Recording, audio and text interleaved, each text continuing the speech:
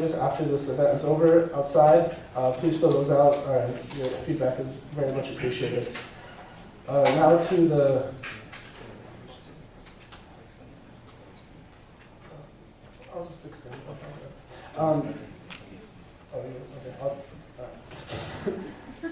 No, he asked me to explain for some of our non-Muslim friends when you hear the term Allahu Akbar. Allahu Akbar is a term that the Zionists fear. They do. They really fear. Allahu Akbar means, Akbar means like big. Like big. I'll just say that, big. Right? Huge, sorry. Yeah. Allah is the one God. And so when we go up against a force, we say Allahu Akbar. Because you know how we say that oppressors have like a God complex? And all oppressors are arrogant, so all oppressors feel that they're big oppressors. Right? And so when we say Allahu Akbar, we're saying, no, oppressor, you're not Akbar. Your tank is not Akbar. Your planes are not Akbar. Your M1 tanks are not Akbar. Your nuclear weapons are not Akbar. Allah, who Akbar. And so what that does is that no matter what type of force you're going up against, it keeps everything in perspective, right? Because it might be a huge force, which it usually is.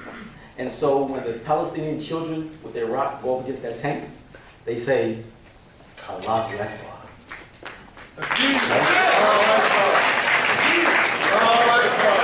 And so that Palestinian child is saying to that Israeli in that tank, you're not Akbar. Now, see, that's the kind of stuff that be scaring them. Because that Israeli ain't doing that. He needs a tank. He ain't doing a rock. You know what I'm saying? But the fact that this child can come up at me with a rock and say Allahu Akbar, that Allah is great and not your tank. And so that's what Allahu Akbar means. And so that way we don't fall prey to fear of this huge power. We don't fall prey to it. We keep it in perspective. No matter how big this thing is, how huge it is, it's not bigger than the one God. So that's Allahu Akbar.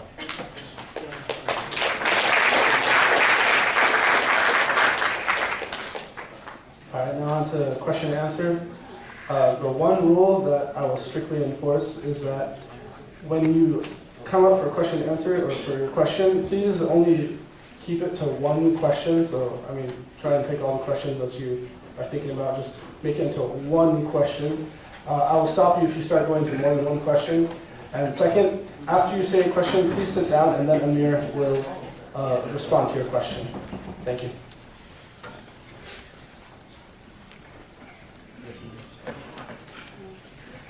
First of all, I just want to say, not all of us are going to be afraid to say the right thing when we enter our careers. So, I always will too. But my question has to do with, you said that you can't get buddy-buddy with these people. You can't. I understand not cowing down in the face of oppression, because we all have to do that as Americans. We're facing oppression, and we have to be strong. But I was raised in a Zionist family. I know a lot of people get misled. They don't know any better. They're raised with a religion, and they need to be taught. And if it hadn't been for the people that were willing to sit down and break bread with me, or to give me the gift of knowledge, or to talk peacefully with me, I never would have heard anything if the fists were flying. They talked in peace and love. So my question to you is, isn't that the best place to start?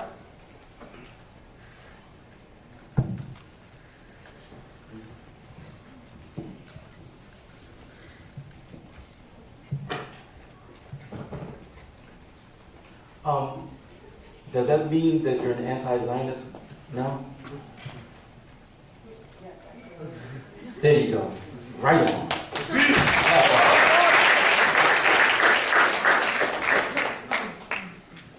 Talking and discussing things, just like we did out there today, and just like we do on different campuses. We talk and we discuss.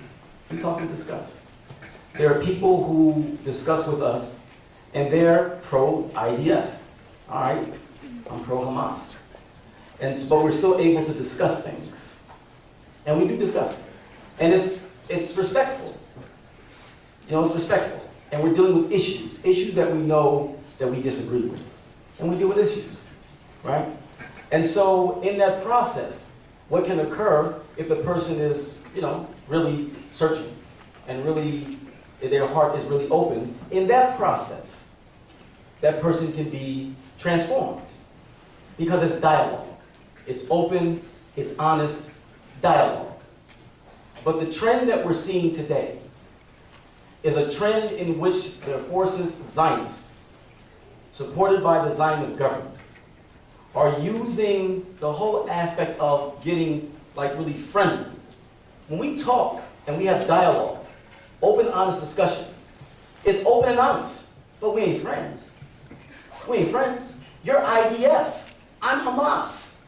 We can't be friends, but we can discuss things. We can be respectful. We can delve into some issues. We can really get deep stuff. We can get into some deep stuff.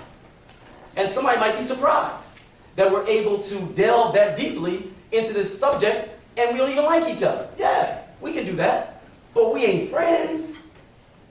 And we have no personal relationship. And so we don't want to make it appear that we lose sight of the reality. And so yes, when they've asked certain things, can we say, no, I can't sit down with you. No, I can't do that. Why? We're brothers, right? No, we ain't brothers. We're part of the human family, yeah, but you're a Zionist. And I'm a Muslim. And so, yes, we can discuss. We can delve, but we're not friends. And so this whole trend among Zionists who support Zionism and who want Zionism to flourish are using this trend to try to strike up friendships as a means to try to get the Muslims to soften their position on things, to soften their position against them. That's what we're talking about. And so congratulations, though, because now you have a serious role now. You're going to be, if it hasn't happened already, which probably has, ridiculed, persecuted. You're a self-hating Jew. There's something wrong with you. Oh, you're anti-Zionist Christian?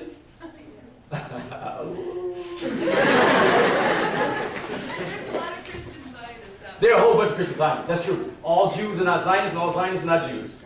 That's very, very true. So the fact that you came to that, that's even, like, nicer. You know, go ahead, sis, I'm sorry. It's a big wake up. Huh? It's a big wake up. Yeah, it is. I feel you. Because there's so many American people who are duped, like, I mean, straight up duped, you know, into this thing, you know. And so the fact that there are those who are willing to open up and open up their hearts and so on and so forth is a good thing. So you're an anti-Zionist Christian. Okay, cool. Cool. All right. What's on? So basically, you were saying in your speech that the tides are turning. But the thing is that while we're waiting for these tides to come in, more brothers and sisters are dying in Palestine. Not just there, we're losing people in Iraq, we're losing people in Afghanistan, we're losing our black brothers and sisters in Africa, losing our Latino brothers and sisters in Latin America. And my question is basically, how can we make this tide come in faster? We're not waiting for the tide to come in. We're being active.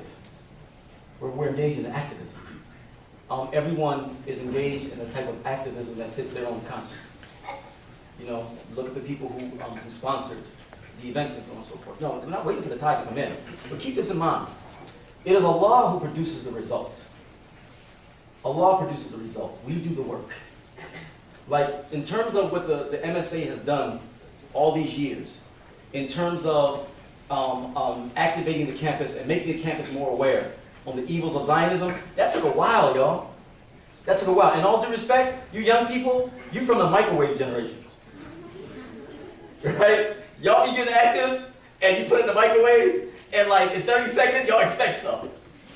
And if y'all don't get stuff in 30 seconds, you know what I'm saying? Hey. You know what I'm saying? No. It's a microwave type generation that y'all, like, you know? So this stuff takes a while. The process is what purifies you. The process is what purifies you. Going through the acts of service and going through the acts of activism and sacrifice, that's what purifies you. The result will come.